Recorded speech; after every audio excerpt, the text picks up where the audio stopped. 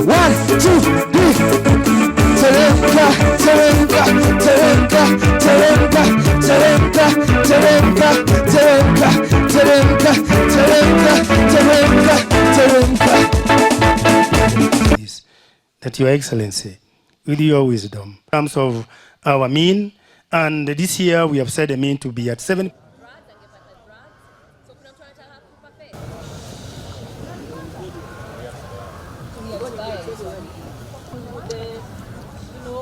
Vary my voice, so when you can't hear me, just this plan that God has and the future hope for this nation, it is in you. You cannot afford to engage yourselves in drugs.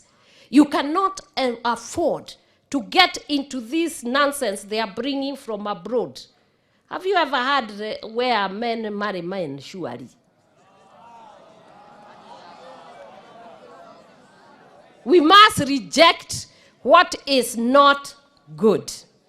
What is not divine order, we must reject. In front of you, Your Excellency, are the future teachers, future doctors, future pilots, future entertainers, future leaders, and even the future president of this country is amongst us here in Ditches today as we speak. And because these are the men who shall be crafting the future, we are honored to have you here today, because we know the seed that you shall plant here today has everything to do with the future that we have. Kusema ukweli, we have a problem of drugs kwa area yetu. Na ningetaka kuwauliza wanafunzi wote ambao wako hapa, popote mliko, kwa sababu najua mnakaa huko, pamoja na walimu, tusaidieni to make sure that we finish this problem ya drugs na illicit brew hapa.